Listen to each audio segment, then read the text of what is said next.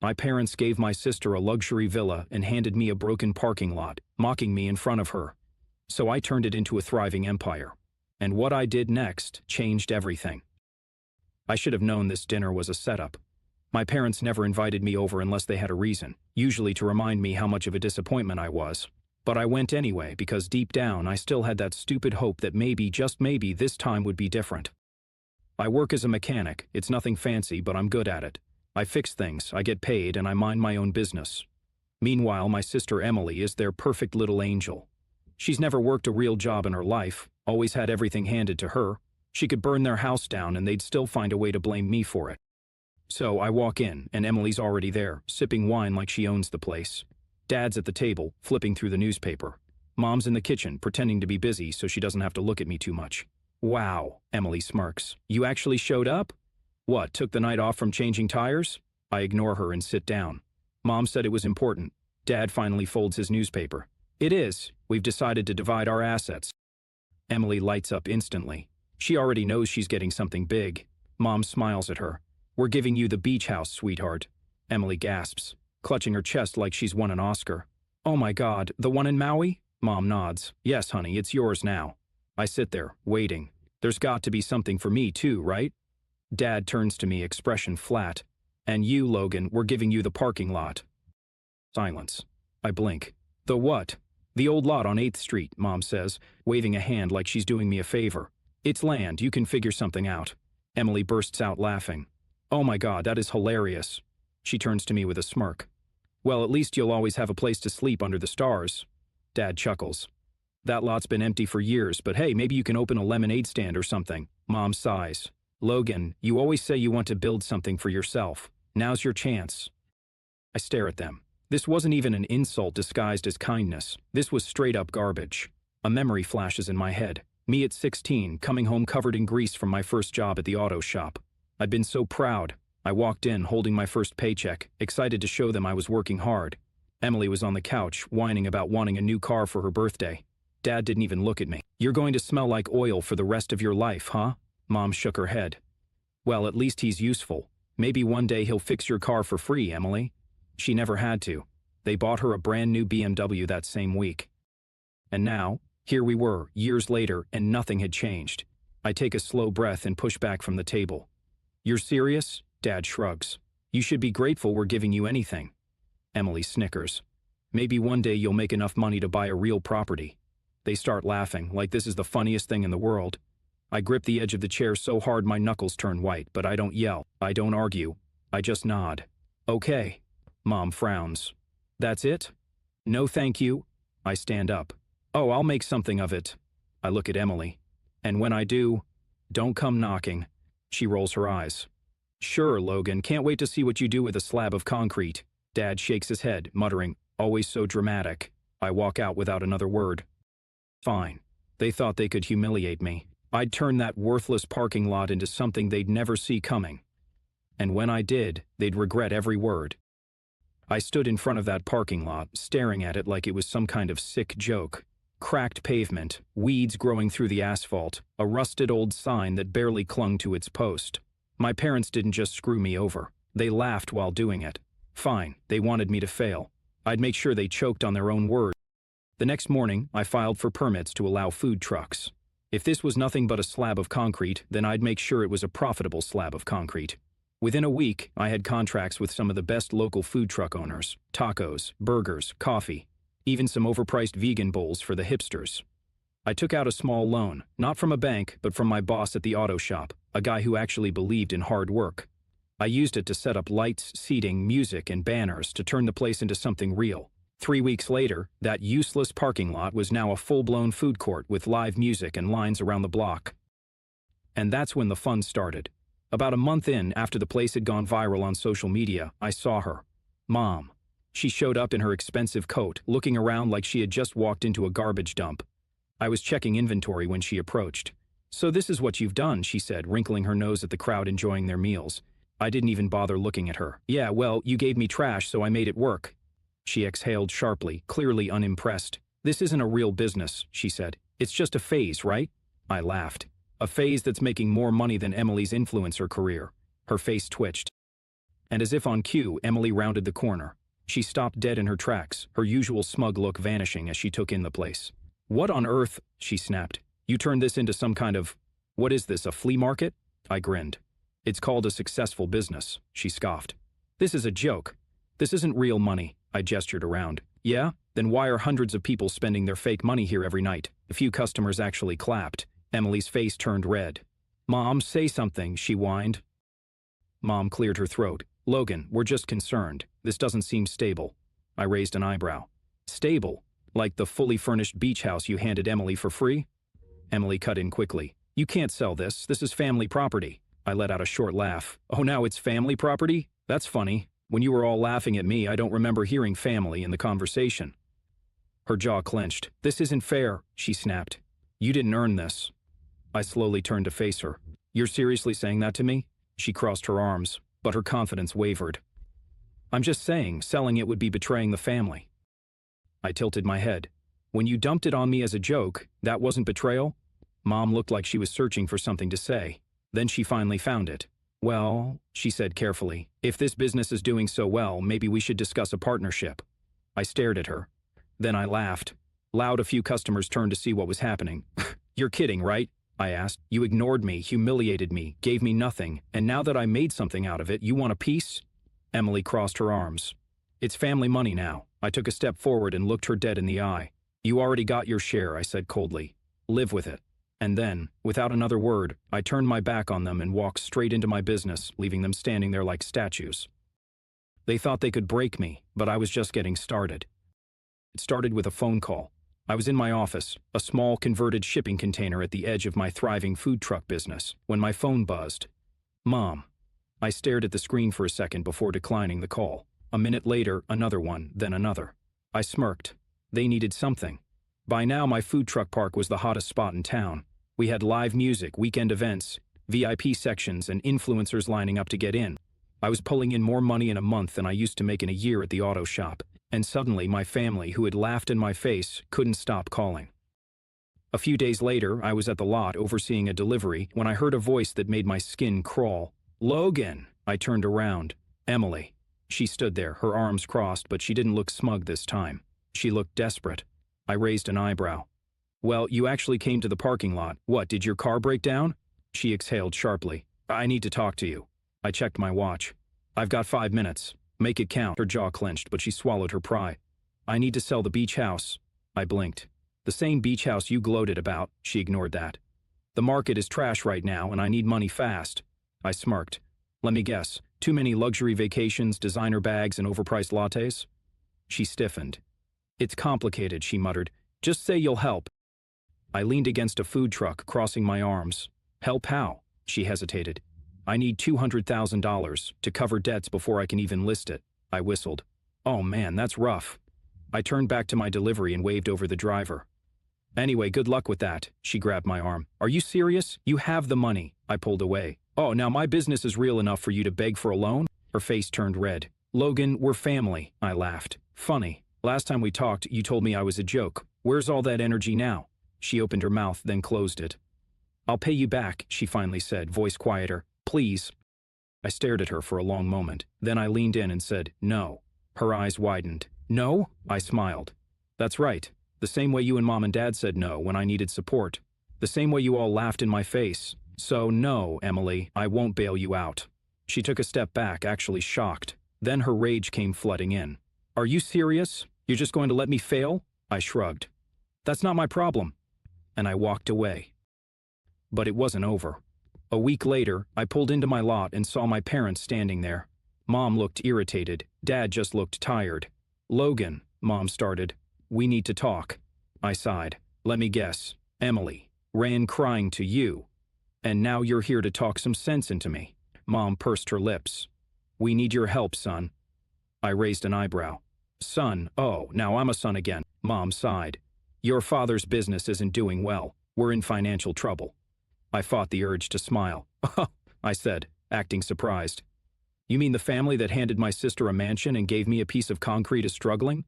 Who could have seen that coming?" Mom's nostrils flared. "Don't be childish, Logan." I tilted my head. "Childish? Like laughing in someone's face when they're struggling?" Dad groaned. We don't need a lecture, we need a loan. There it was, the golden moment. I rubbed my chin. How much? Mom swallowed. $500,000. I actually laughed. No way, $500,000? Dad nodded, looking exhausted. You're successful now. You can afford it. I crossed my arms. Oh, so now I'm successful? Mom snapped. Don't be a brat, Logan. We are your family. I let that hang in the air, then I smiled. Let me tell you something about family. I took a step closer. Family doesn't mock you when you're struggling. Another step. Family doesn't treat you like a joke. And one more. Family doesn't show up only when they need something. Mom's face turned pale. Dad muttered, Logan, please. I gestured to my lot. Success, my empire, and I made mine. Then I stepped back. I'm not giving you a cent. Mom gasped. You ungrateful? I held up a hand. No, we're done. I turned to go. Logan, Dad called. If you walk away from this... I paused, turned back. If I walk away? I repeated. You mean like you walked away from me? Silence. Then I nodded. That's what I thought. And I left them standing there. My revenge wasn't just saying no. It was making sure they watched me win. I thought I was done with them. I made myself crystal clear. No money, no help, no second chances. But people like my parents and Emily don't take no well. And sure enough, a few days later they came back swinging. It started small, bad reviews online. I was checking my phone when I saw the first one. 1 star. This place is overrated, food is overpriced, and the owner is incredibly rude. Avoid. Then another. 1 star. My experience was terrible, the staff is unprofessional, and the entire place smells like garbage. And another. 1 star. Do not support this business. The owner is a selfish, ungrateful person who doesn't care about family. I chuckled. Nice try, Mom. She always had this habit of playing the victim. First she'd throw you under the bus, then act like the injured party. I could already picture her sitting in the kitchen, angrily typing out fake reviews between sips of her overpriced wine. But they didn't stop there. A few days later, a city inspector showed up. Anonymous complaint, he said, looking almost embarrassed. Someone reported that your permits might not be up to code. I nodded. Let me guess, a middle-aged woman and her spoiled daughter? The guy scratched his head. I can't say who filed it, but something tells me you already know. I knew exactly who it was. And then another complaint came in, this time about my seating area allegedly violating space requirements. Then one about noise levels. Then another about food safety. They were trying to bury me in legal red tape, drown me in fines. They wanted to kill my business before it could grow any bigger. But here's the thing. I'm not that easy to break. Instead of panicking, I fought back. I hired a lawyer. Every permit, every license, every single regulation was checked, rechecked, and locked down so tight that even the city inspector admitted there was nothing wrong. I doubled my marketing. If they wanted to ruin my reputation, I'd drown them out with positivity. I started running special events, giveaways, live performances. I reached out to local influencers, inviting them to VIP tasting nights. I expanded. If they thought I was a problem before, they had no idea what was coming. I rented extra space next door to open an outdoor beer garden. I partnered with local artists to set up weekend craft markets. I turned their little sabotage attempt into free publicity, and the business boomed. Then Emily made the biggest mistake of her life. It was a Saturday night, the busiest night of the week. The air was buzzing with music, laughter, and the smell of fresh tacos. Lines stretched out the lot. The entire place was packed. That's when I heard it. A shouting voice near the entrance. This place is a joke. I turned. Emily. And she was drunk. Her hair was a mess, her makeup smudged, and her expensive designer dress was wrinkled, like she'd been crying in her car before walking in. Mom was right behind her, grabbing her arm. Emily, stop this. This isn't... Amani ripped away from her. I can't believe you think you're better than us, she screamed. Look at you. You're a mechanic, playing businessman. A few customers turned, pulling out their phones. I smiled. Perfect. I walked toward her, keeping my voice calm. Emily, leave. She stumbled closer. You think you're a big shot now, huh? You think you're better than us? I smirked. I don't have to think it. I just am. Her face twisted with rage. You're nothing, nothing. And then, splash. I didn't even see it coming. She had grabbed a drink off a random customer's table and threw it at me. A wave of cold beer hit my chest. The entire lot went dead silent. A second later, 2 of my security guards tackled her to the ground. The crowd erupted in gasps and whispers. Mom screamed, "Let her go! She's your sister!" I brushed my soaked shirt and turned to my head of security. Call the cops. Emily's eyes widened in horror. What? No, Logan, don't.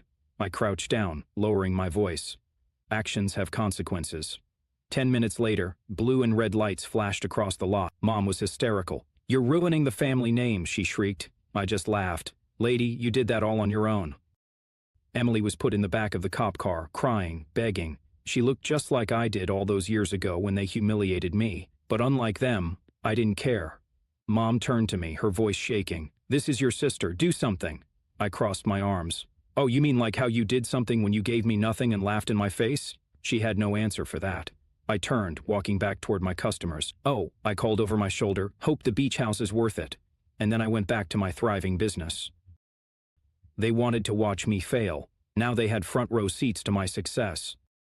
After Emily's drunken meltdown and arrest, I thought they'd finally get the message. I was wrong. A week later, Mom and Dad showed up at my business again. This time they weren't smirking, they weren't laughing, they looked desperate. I was in the middle of a meeting with my event planner when I spotted them hovering near the entrance, awkward and out of place. For years I had been the one feeling small around them, never enough, never worthy. Now I was the one in control. I finished my meeting, let them wait a little longer, then finally walked over, arms crossed. "You're back," I said, keeping my tone casual. "Let me guess, Emily sent you because she's too embarrassed to face me." Dad cleared his throat. "We need to talk, Logan." I raised an eyebrow. "Oh, like the talk we had when you laughed in my face and handed me a piece of garbage while giving Emily a mansion?" Mom pursed her lips. "This isn't about the past." I chuckled. "Oh, it's about the past. Because if you hadn't treated me like dirt, you wouldn't be standing here, begging me for help." Her eye twitched, but she forced a calm expression. "We're in trouble."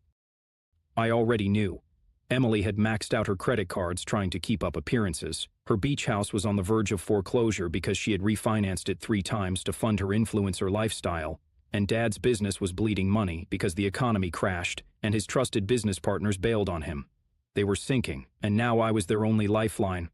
Dad exhaled. "Logan, we're family, and family helps each other." I burst out laughing. "That's rich. You didn't care at all about family when you screwed me over. Now that you're broke, suddenly it's about family?" Mom stiffened. "You have more than enough to help us. Why are you being so spiteful?" I stepped closer, lowering my voice. "Spiteful? Oh no, spiteful would be me buying your house just to kick you out of it." Their eyes widened. Dad's face paled. "You wouldn't?" I smirked. "Wouldn't I? Because here's the thing, I had been waiting for this moment, after Emily's meltdown, after their petty sabotage attempts. I knew they'd come crawling, so I made a backup plan. While they were busy drowning in debt, I had been buying property, expanding, and guess what? Their house, their childhood home, the bank had listed it for sale, and I had bought it. Mom's face went white. "No," she whispered. "You're lying."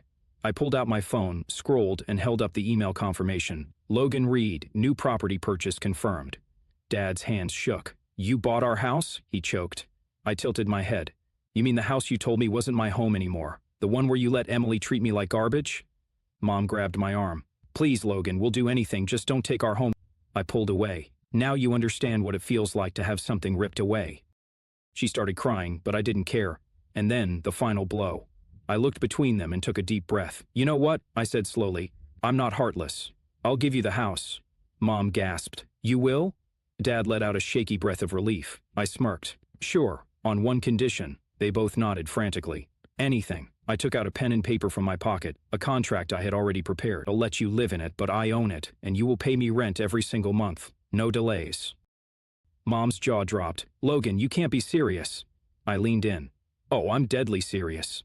Dad swallowed hard. "How much?" I named my price. It was high, very high, more than fair for the market, but high enough that they'd feel the weight of it every single month. Mom's face twisted in horror. "You're charging us to live in our own home?" she spat. "No," I said with a grin. "I'm charging you to live in my home." Silence. Dad exhaled. "We don't have a choice, do we?" I shrugged. "Of course you do. There are plenty of cheap motels in town." Mom glared at me, but she knew she had lost. Slowly, with trembling hands, Dad signed the contract. Mom snatched the pen, digging it into the paper so hard I thought she'd tear it. When they finished, I took the contract, folded it neatly, and slid it into my pocket. "Pleasure doing business with you." I turned, leaving them standing there. Dad slumped against the wall, rubbing his temples. Mom wiped her tears, her face a mask of pure humiliation. They had spent their entire lives belittling me, laughing at me, treating me like I was nothing. Now, I owned their home. I owned their future. I owned them. And as I walked back into my business, I smiled. They thought I'd be nothing. Now, I owned everything. and they had nothing.